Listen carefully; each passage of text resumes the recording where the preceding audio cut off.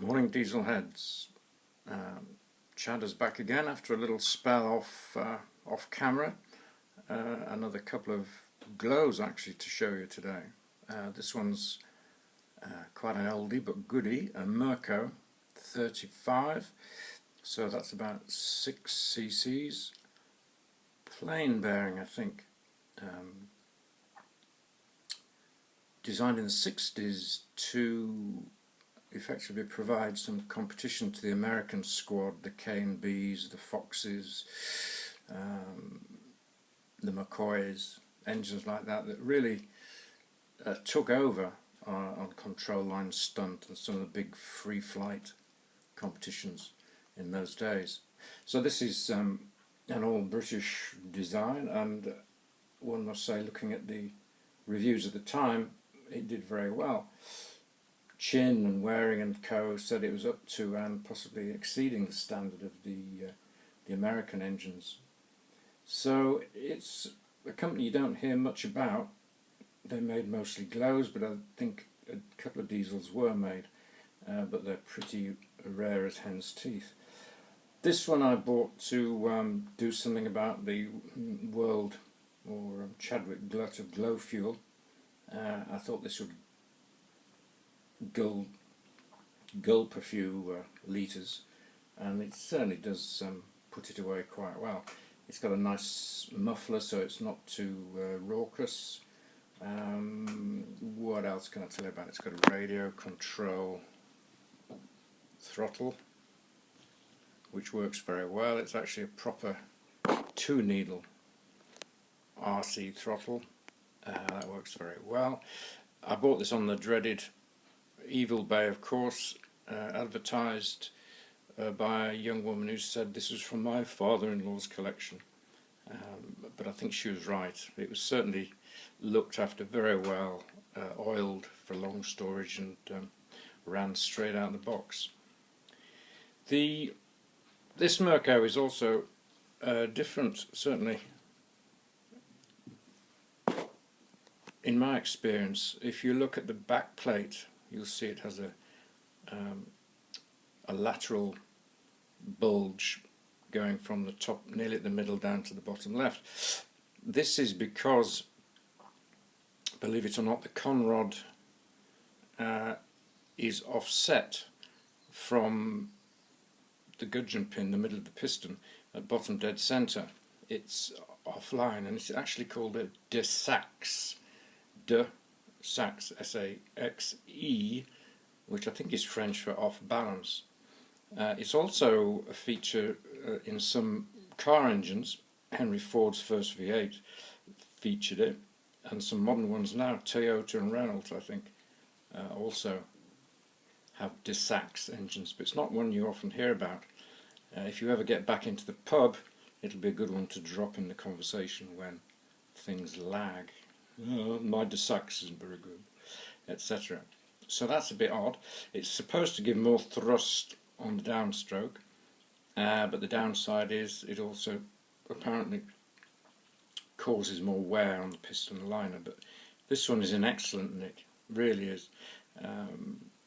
It's very old, it's been used quite a bit, I should think, but everything fits very well. There's even a pinch at top dead centre, which it sticks without the glow plug. And funnily enough, when you put the glow plug in, I think the compression makes it work somehow, and it doesn't stick. But that's the Merco. Nice engine. For something completely different,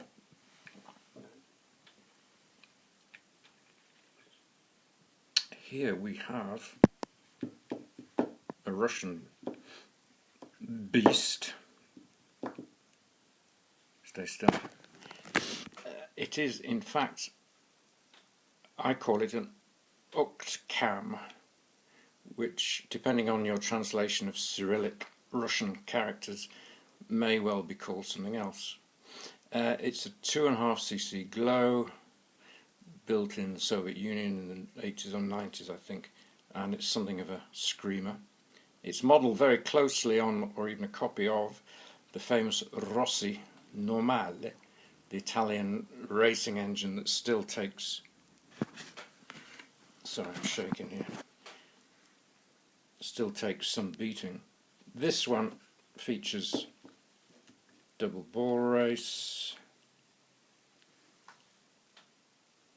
ABC chrome, brass, aluminium piston liner, Schneller porting, obviously everything has to be Schneller, and has quite a purposeful bark to it. It's not run very much, but it certainly scares you when you fire it up. It scares me anyway. It brings to mind another Russian engine I used to have, the Marz, MARZ 2.5, which really went also. And it's taught me never to stand in front of the test bench when an engine's running, because this Marz broke free from the test bench, and I kid you not, it flew, if that's the right word, engine prop, no plane, 20 metres before it hit the ground, which I think is an aerodynamic a first in aerodynamics. Anyway, I'm glad I wasn't standing in front of it. After that, it nearly took my thumb off, so I got rid. It scared me too much. This one is similarly a fierce runner. I think it would probably push out half a brake horsepower on a high nitro fuel, but it seems to run very well on 5%. Critics don't like this plastic backplate, and neither do I, and they're rather cheap looking screws. Can that be a pressure nipple there? I didn't think you could pressurise from the backplate, but never mind. And critics there are plenty. They're very snotty about this engine. They say you have to buy 3 to make one that works. They don't like the piston fit, and they certainly don't like the bearings, which they call crunchy. These are very smooth, actually. The piston fit is fine, the compression is excellent. I reckon if you put diesel fuel in this, it would work, because it's got very good compression. So there we are, the UCTKAM. I think if we look very carefully, you might see the Cyrillics there. I've forgotten what other people say it's meant to say.